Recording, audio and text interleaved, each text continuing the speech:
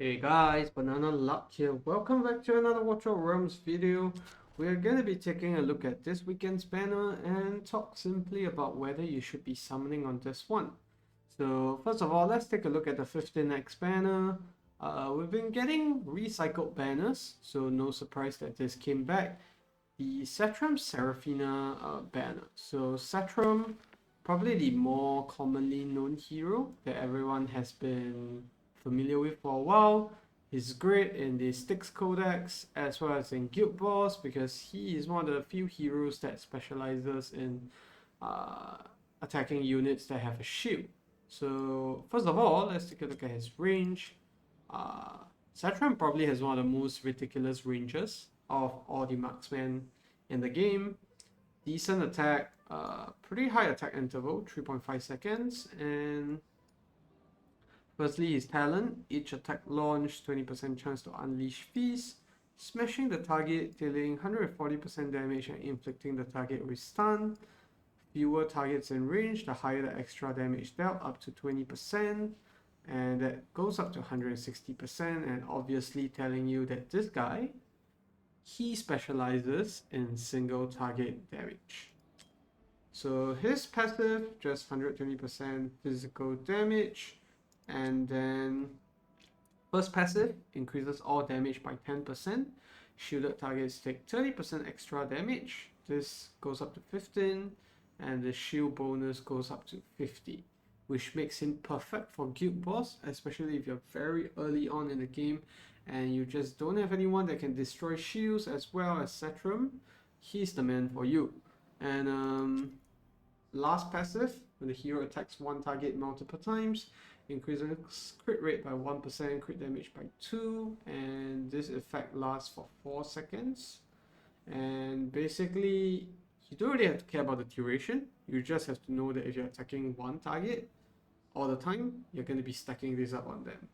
And this effect can stack up to 15 times, and max level is going to stack to 22 times, which also means that you don't need to build Setram at 100% crit rate, especially in content like Guild Boss, because he will just hit 100% crit rate from his passive, and this allows him to use those very useless chest pieces that you get from gear rates that do not come with any crit rate. And then there's also some extra crit damage, it's nice, but his kit is quite simple. And then onto his ultimate. Switches to Fortress Stance, increases attack range by 15 seconds. You can see it's a 5x5 tower range. And then during the skill, constantly bombards target with continuous attacks that deals... Is it? No, that's 25% damage flat and gradually increases attack speed. Enters Overload when reaching attack speed limit, which is going to be increased by 70%. And then when he reaches the attack speed limit, yeah, he goes into this state, gets the extra damage, and after the ultimate ends, I think this is one of the few units that has this unique mechanic where he has to self-repair for 10 seconds, which means that Setram will simply just not do anything like what you see over here, just turn black and then, you know, not do any attacks. It's not going to regen rich as well, I think, in that state. So that's Setram.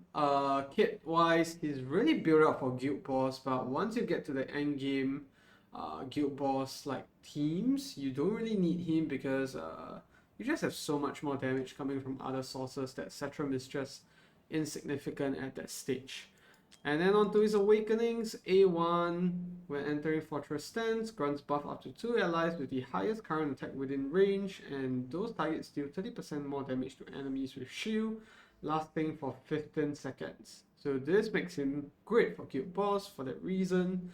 This is not only giving him, he does not only get the extra damage from shields, he also gives it to his allies as well. Flat attack, always great. And then A3 increases damage by 3% for each tile between the target and the hero. Decent awakening, I only see it being used like to the best effect in Styx Codex, not so much in Guild Boss.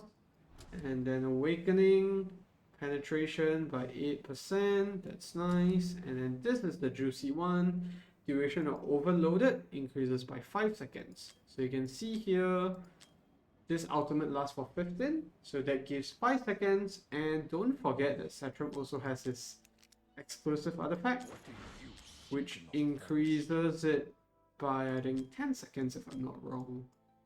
Just gonna look for that in a bit here. Oblivion Pendant.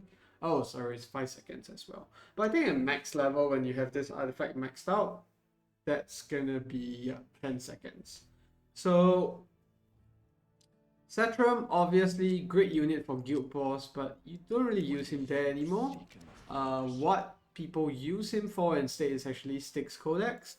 I'll say that if you don't have a Setram, it's not going to be someone that you really need to go after. But maybe in the Infernal Trials, it's quite useful there because the Infernal faction trial boss has a very big shield, and Setram just works out really well for that. But enough on Setram, let's talk about the next person, Serephina. So Serephina, relatively new to the game. If you guys are thinking what she fulfills in terms of her role in the game, she's basically a Nocturne, and in terms of like single target magic damage dealer mage. And then you can take a look at her stats here. 4.5k, nothing crazy. Range also slightly shorter than what you usually see. I think it's like a Boreas Comet range. Makes sense because she's also from the Esotericist faction. Talent: when no enemies can be targeted, hero charges Mystic Flame during each attack interval to unleash concurrently later. So what is Mystic Flame?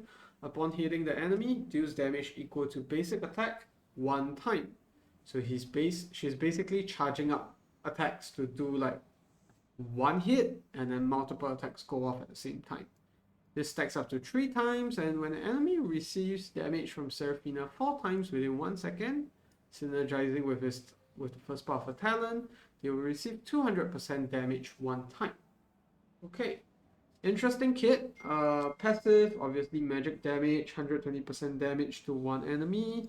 Then first passive, each attack or triggered talent effect has a 20% chance of being enhanced. Enhanced basic attack and Mystic Flame deals 60% increased damage. This is maxed out at 100% and inflicts curse on the target, which is similar to what other SO units actually do. And then last passive, with 3 stacks of Mystic Flame, increases attack by 40%. Decent. And then during the ultimate, removes the currently charged Mystic Flame and reduces the charge interval of Mystic Flame by 40 seconds. Sorry, 40%.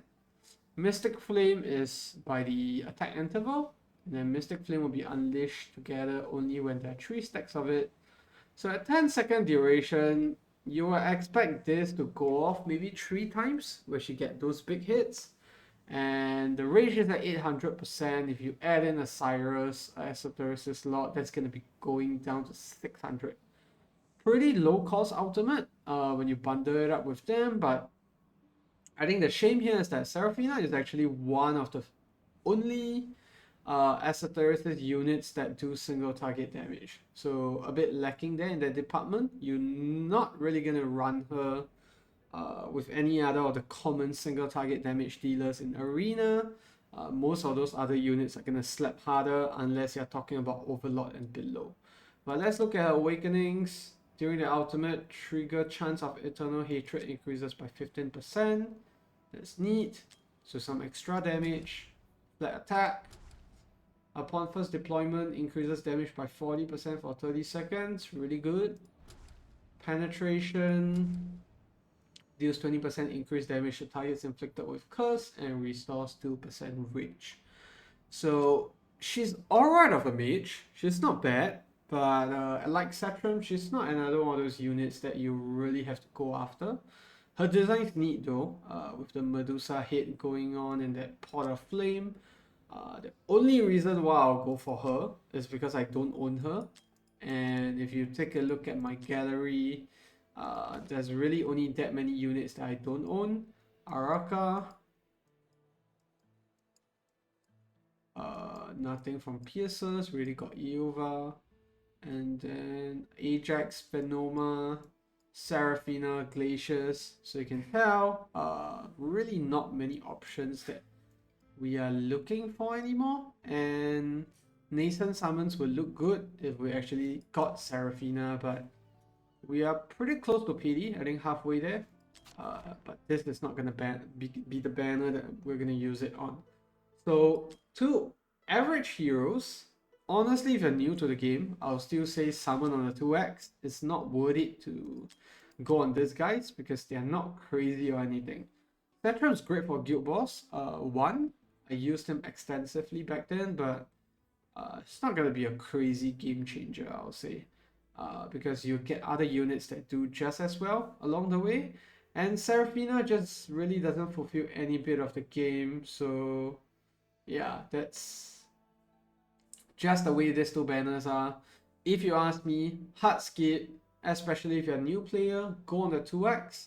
If let's say you're a veteran, you want to summon, then pop your PD on the 1+1 banner. If let's say you have more than 100 in the PD, if you're fresh off PD, just do your weekly summons and that's it. Don't do anything else. So yeah, pretty straightforward. Skip this banner and hopefully an update comes soon. And anyways, most of us will be dry after the last Arrogance and Silas PNR banner last week. So that's gonna be it for the video. If you have any questions, leave it down in the comments section below. I'll try my best to answer them on whether you should summon. If you enjoyed it, leave a like or subscribe to the channel, and I'll see you in the next one. Goodbye.